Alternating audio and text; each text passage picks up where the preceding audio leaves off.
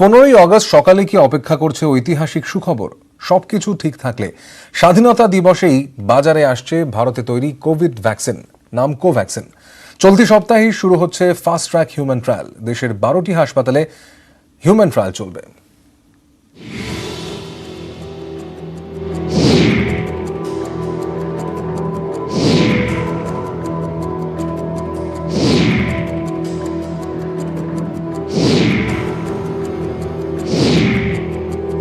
COVID-19 vaccine তৈরির কাজ শেষ পর্যায়ে। স্বাধীনতা দিবসের দিনেই আসতে পারে বহু প্রতীক্ষিত সুখবর।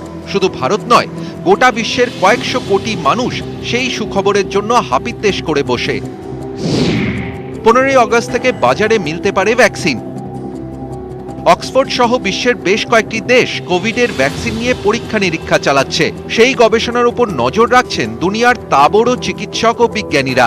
Indian council of medical research বা ICMR এর সঙ্গে যৌথ উদ্যোগে গবেষণা চালাচ্ছিল ভারত বায়োটেক ইন্টারন্যাশনাল লিমিটেড। এই গবেষণার ফল কোভ্যাক্সিন।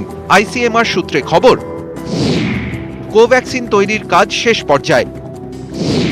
চূড়ান্ত পর্বে হিউম্যান ট্রায়াল বাকি। ভ্যাকসিন তৈরিতে যুক্ত সংস্থা ও সংশ্লিষ্ট সবকটি হাসপাতালকে চিঠি দিয়ে ICMR এর নির্দেশ, 15ই অগস্টের মধ্যে ভ্যাকসিন বাজারে আনার কাজ সেরে ফেলতে হবে। সেই চিঠির প্রতিলিপি নিউজ 18 বাংলার হাতে এসেছে।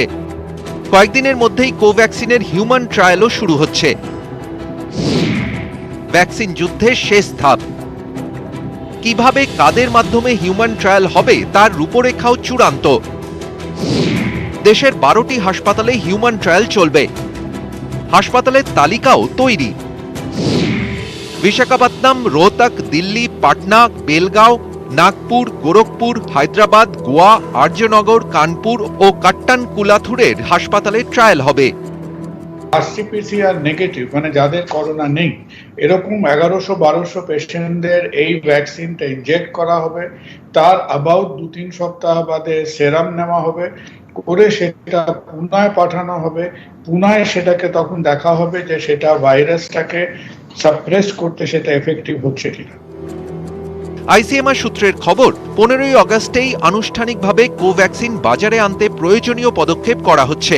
প্রোডাকশন লাইন তৈরি রাখছে ভারত বায়োটেক, তৈরি থাকছে সাপ্লাই চেন। তবে সবটাই নির্ভর করছে হিউম্যান ট্রায়াল কতটা সফল হয় তার উপর। করোনা যুদ্ধে রাতারাতি বিশ্বের নজরে ভারত।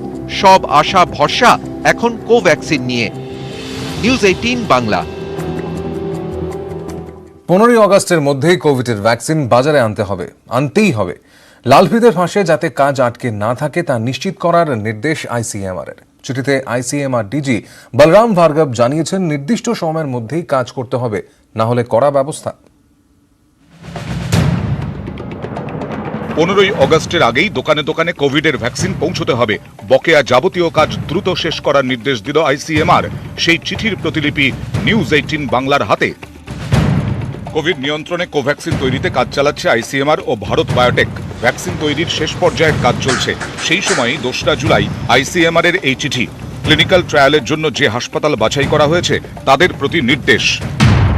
করোনায় ভয়াবহ অবস্থা সামাল দিতে দ্রুত ভ্যাকসিন বাজারে আনা প্রয়োজন। ক্লিনিক্যাল ট্রায়ালের জন্য যাবতীয় অনুমোদনের কাজ 7ই জুলাই 2020 আগে শেষ করতে হবে। সময়ে কাজ শেষ করা নিয়ে সতর্ক করে ICMR জানিয়েছে, নির্দেশের অন্যথা হলে তা গুরুতর নিয়ম লঙ্ঘন হিসেবে দেখা হবে। এই প্রকল্পকে সর্বোচ্চ অগ্রাধিকার দিতে হবে। সময়ে যাবতীয় কাজ শেষ করতে হবে।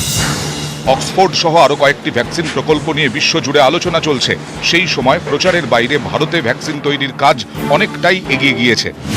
ভাইরাসের সংক্রমণ ক্ষমতা নিয়ে প্রাথমিক পরীক্ষা হয় ন্যাশনাল ইনস্টিটিউট অফ ভাইরোলজিতে। সংস্থার নিজস্ব গবেষণাগারে বিভিন্ন প্রাণীর ওপর পরীক্ষা। ভ্যাকসিনের ফেজ 1-এর ট্রায়াল হয় চণ্ডীগড় PGI-এ। ফেজ 1-এর সাফল্যের পর মানুষের জন্য ভ্যাকসিন তৈরি শুরু। কোভ্যাক্সিন ইনঅ্যাক্টিভেটেড শ্রেণীর ভ্যাকসিন, সরাসরি এই ভাইরাসকে ধ্বংস করার ক্ষমতা রাখে। কিভাবে কাজ করবে ভারতে তৈরি কোভ্যাক্সিন? যেখানে ভাইরাসটাকে অ্যাটেনুয়েট বা ডেড ভাইরাসটাকে ভ্যাকসিন হিসেবে ইউজ করা হয়, তো এটা একটু ওল্ড ফ্যাশন টেকনোলজি হলো, it is suppose to be very effective. আর এই মুহূর্তে দাঁড়িয়ে মজার কথা হলো যে এই টেকনোলজিতে ভ্যাকসিন তৈরি চেষ্টা করছে মেনলি 2টো দেশ, একটা ভারতবর্ষ এবং দ্বিতীয়ত হলো চায়না। ICMR 12টি ইনস্টিটিউটকে সিলেক্ট করেছেন তাদেরকে অনুরোধ করা হয়েছে যে জুলাইয়ের ফার্স্ট উইকের মধ্যে সমস্ত সাবজেক্ট রিক্রুটমেন্ট করা এবং ফেজ 1 ফেজ 2 ট্রায়াল কমপ্লিট করে যাতে 15ই আগস্ট দেশের স্বাধীনতা দিবসের দিন এই ভ্যাকসিনটা আম জনতার উপকার করবার জন্য, তাদের সাহায্য করবার জন্য বাজারজাত করা যায়। 15ই অগস্ট ভ্যাকসিন বাজারে আনতে কি তাড়াহুড়ো করছে আইসিএমআর? সোশ্যাল মিডিয়ায় অনেকেই এই অভিযোগে সরব। কারা ঠিক কারা ভুল, সব নজর এখন ক্লিনিক্যাল ট্রায়ালের দিকে। নিউজ 18 বাংলা। করোনার চিকিৎসা করতে গিয়ে নিজেই আক্রান্ত হন চিকিৎসক। কোভিডের সঙ্গে লড়াইয়ে তিনি জয়ী হয়েছেন। চিকিৎসক অরিজিৎ ঘোষ তিনি এবার প্লাজমা দান করলেন। করোনার চিকিৎসায় প্লাজমা থেরাপি নিয়ে গবেষণা চলছে। সামাজিক বা সংক্রমণের ভয় দূরে সরিয়ে প্লাজমা থেরাপি সফল করার আশা দেখাচ্ছেন চিকিৎসক অরিজিৎ ঘোষ। যে কোনো ভাইরাসেরই একজন প্রতিদ্বন্দ্বী থাকে। শরীরে ভাইরাস ঢুকলে সে লড়াই করে, কখনো জেতে কখনো হেরে যায়। জিতলে চিকিৎসকরা বুঝতে পারেন রোগীর শরীরে অ্যান্টিবডি তৈরি হয়ে গিয়েছে। করোনা চিকিৎসায় এই সুস্থ হয়ে ওঠা রোগীরাই এখন চিকিৎসকদের অন্যতম অস্ত্র। সুস্থদের শরীর থেকে প্লাজমা বা রক্তরস সংগ্রহ করে তা আক্রান্তদের শরীরে প্রয়োগ করা হয়। এটাই প্লাজমা চিকিৎসা পদ্ধতি। করোনাকে কাবু করতে বিশ্ব জুড়ে এই প্লাজমা কনভালসেন্ট থেরাপি নিয়ে গবেষণা চলছে। পরীক্ষামূলকভাবে বেলেঘাটা আইডিতেও 2 করোনা রোগীর শরীরে প্লাজমা থেরাপি প্রয়োগ হয়েছে। তারা সুস্থ হলে এক নতুন অধ্যায়ের সাক্ষী থাকবে কলকাতা। এবার প্লাজমা দিলেন করোনামুক্ত চিকিৎসক অরিজিৎ ঘোষ। চিকিৎসা করতে গিয়ে করোনা আক্রান্ত হন বারাকপুরের বাসিন্দা চিকিৎসক অরিজিৎ ঘোষ। সুস্থ হওয়ার পর স্বেচ্ছায় প্লাজমা দেন চিকিৎসক। আমরা দেখছিলাম যে প্লাজমা থেরাপি একটা রোল থাকতে পারে, কেননা যারাই সুস্থ হচ্ছেন তাদের দেহেই প্রোটেক্টিভ অ্যান্টিবডি থাকবে এবং তারা যদি কোনোভাবে কোনো এই মরণাপন্ন রোগীর কোনো রকম হেল্পে আসতে পারেন, তো সেটা তো ডেফিনেটলি একটা মনে হয়েছিল যে না, this is a way that I can serve my society. Indian institute of chemical বায়োলজির সঙ্গে যৌথভাবে কলকাতা মেডিকেল কলেজের immuno haematology and blood transfusion বিভাগে চলছে গবেষণা। প্রক্রিয়া শুরু করেছে স্বাস্থ্য দপ্তর। গবেষক চিকিৎসকরা বলছেন অনেকেই প্লাজমা দানে ভয় পেয়ে পিছিয়ে যাচ্ছেন। রাজ্যে প্লাজমা থেরাপি সফল হওয়ার জন্য ন্যূনতম 70 জন প্লাজমাদাতা দরকার। এখনো পর্যন্ত মাত্র 10 জন প্লাজমা দিয়েছেন। এই 10 জনের মধ্যে 7 জনই চিকিৎসক, নার্স বা স্বাস্থ্যকর্মী। সাধারণ মানুষ করোনা থেকে সেরে ওঠার পর প্লাজমা দিতে ভয় পাচ্ছেন, কারণ করোনা আক্রান্তদের পাড়ায় একঘরে হওয়ার অভিজ্ঞতা আছে। অ্যাম্বুলেন্স আবার পাড়ায় ঢুকলে প্রতিবেশীদের মধ্যে আতঙ্ক তৈরি হতে পারে। হাসপাতালে গিয়ে প্লাজমা দানে সংক্রমণের ভয়ও কাজ করছে। এই ট্রায়ালটা যেটার উপর দাঁড়িয়ে আছে সেটা হচ্ছে প্লাজমার অ্যাভেলেবিলিটি। সুস্থ করোনা রোগীরা তারা একটু এগিয়ে এলে এবং তারা যদি স্বেচ্ছায় প্লাজমা ডোনেট করেন তাহলে ট্রায়ালটা একটু তাড়াতাড়ি হতো। বোঝাচ্ছি আমরা, আপনারাও সচেতনতার জন্য একটা চেষ্টা করছেন, সেটা আমার মনে হয় কাজে দেবে। ক্যামেরায় পিন্টু সরকারের সঙ্গে অভিজিৎ চন্দ, নিউজ 18 বাংলা। যে খবর এবার চোখ রাখবো, 21-এর ভোটের আগে অন্য 21শে জুলাই এবার আর সব পথ ধর্মতলায় মিশবে না। শহরের বুকে অন্যতম ব্যস্ত রাস্তাটাও কয়েকদিনের জন্য বদলে যাবে না। কোভিড-19 পরিস্থিতিতে এবার ভার্চুয়াল 21শে জুলাইয়ের জনসভা। ভোটের আগে দলীয় কর্মীদের অনলাইনে বার্তা পৌঁছে দেবেন তৃণমূল কংগ্রেস নেত্রী।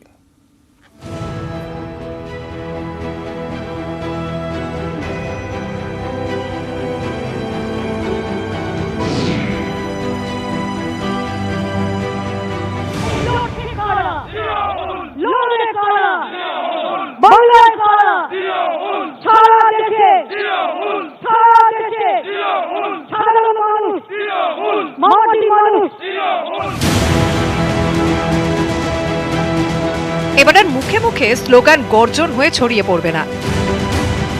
কোভিড পরিস্থিতিতে এবার 21শে জুলাইয়ের সভা ভার্চুয়াল। ধর্মতলায় থাকবে শুধু শহীদ বেদি, আর দলের নেত্রীর লাইভ বার্তা পৌঁছে যাবে বাংলার কোনায় কোনায়। দুপুর 2টায় বক্তব্য রাখবেন মমতা বন্দ্যোপাধ্যায়। রাজ্যের সব ব্লকে ভাষণ সম্প্রচারের ব্যবস্থা হবে। সব সোশ্যাল সাইটেও ভাষণ সম্প্রচারের ব্যবস্থা। প্রতি বছর 21শে জুলাইয়ের মঞ্চ থেকে আগামী 1 বছর দল কোন পথে চলবে তার সুর বেঁধে দেন মমতা বন্দ্যোপাধ্যায়। নেত্রীর দেখানো সেই পথেই এগোয় তৃণমূল। রাজ্যে ক্ষমতায় আসার আগে হোক বা পরে, এই পরম্পরার কোনো বদল হয়নি। করোনা পরিস্থিতি অনেক কিছু বদলে দিয়েছে। পরিবর্তিত পরিস্থিতিতে তৃণমূলের কৌশল 21শে জুলাইয়ের সভা হবে ভার্চুয়ালে। প্রতিবারের মতো এবারও রাজনৈতিক কৌশল নিয়ে বার্তা দেবেন মমতা বন্দ্যোপাধ্যায়। এবার 21শে জুলাই যেহেতু বড় করে প্রোগ্রাম ময়দানে করা যাবে না, সব বুথে সেদিন বেলা 1টা থেকে জমায়েত করবে, বুথ লেভেল জমায়েত। যেরকম 21শে জুলাই আমরা ফ্ল্যাগ তুলি, শহীদ দিবস পালন করি, 1টা থেকে আপনারা প্রোগ্রাম শুরু করবেন। আর 2টোর সময় আমি আপনাদের সাথে লাইভে থাকব, যেটা আপনারা ফেস টাইম আপনাদের কানেকশন করে দেওয়া হবে, সেটা আপনারা ওখানে স্ক্রিনেও দেখতে পারেন। 21শে রাজ্যে বিধানসভা ভোটের আগে এই 21শে জুলাই অত্যন্ত গুরুত্বপূর্ণ। দল তাকিয়ে রয়েছে নেত্রীর বার্তার দিকে। 21শে ভোটের রণকৌশল স্পষ্ট করতে পারেন মমতা, আন্দোলন কর্মসূচির রূপরেখা তুলে ধরতে পারেন, বিজেপির মেরুকরণ মোকাবিলায় পথ দেখাতে পারেন, কর্মীদের ভোট প্রস্তুতির নির্দেশ দিতে পারেন। 21শে জুলাই আর তৃণমূল কংগ্রেসকে যেন আলাদা করা সম্ভবই নয়। রাজ্য রাজনীতির পালাবদল, উল্টে পাল্টে যাওয়া, দলের ভাঙা করার সাক্ষী এই দিনটি। ইতিমধ্যে বাংলায় ভার্চুয়াল সভা করেছেন অমিত শাহ। সেই সভাতে ভোটের দামামা বাজিয়েছেন নরেন্দ্র মোদীর সেনাপতি। এবার 21শে জুলাই তৃণমূলের পাল্টা চ্যালেঞ্জ, পুরো দস্তুর ভার্চুয়াল যুদ্ধের অপেক্ষা। নিউজ 18 বাংলা। করোনার ভয়ে কাঁপছে আফ্রিকা, তবু 3 মাস বন্ধ থাকার পর খুলে দেওয়া হলো মিশরের গিজা পিরামিড। খুলে গেছে ইতিহাসের দেশের সমস্ত মিউজিয়াম, খুলেছে মিশরের বিমানবন্দরগুলিও। পিরামিড খুলতেই ভিড় পর্যটকদের।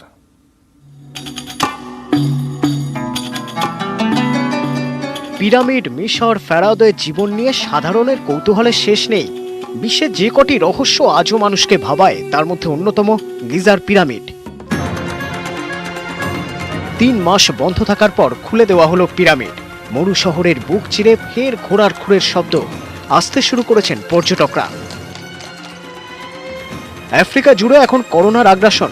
ইতিমধ্যেই 4 লক্ষ ছাড়িয়েছে সংক্রমণ, মৃত্যু 10,000-এরও বেশি। তার মধ্যেই শিথিল লকডাউন। মিশরের পুরাতত্ত্ব বিষয়ক সুপ্রিম কাউন্সিলের সেক্রেটারির বক্তব্য, করোনা সংক্রমণ থেকে বাঁচতে সব রকম সতর্কতামূলক ব্যবস্থা নেওয়া হয়েছে। পর্যটনের হাত ধরেই দেশের ভেঙে পড়া অর্থনীতি ফের চাঙ্গা করতে চায় সরকার। গিজার পিরামিডের পাশাপাশি খুলেছে কায়রোর দ্য সিটাডেল অফ সালাদিন, কার্নাকের প্রাচীন মন্দির, লক্সারের মর্চুয়ারি টেম্পল অফ হাটশেপসুট। খুলে দেওয়া হলো সমস্ত মিউজিয়াম। বিশ্ব স্বাস্থ্য সংস্থা বলছে, দীর্ঘদিন গৃহবন্দী থেকে মানুষ মানসিক ও অর্থনৈতিকভাবে হতাশ। এবার তারা ঘর ছেড়ে বেরোতে চান। সে কথা মাথায় রেখে শিথিল লকডাউন। খুলে গেছে মিশরের সব বিমানবন্দর। স্বাভাবিক ছন্দে ফিরতে মরিয়া জীবন। নিউজ 18 বাংলা।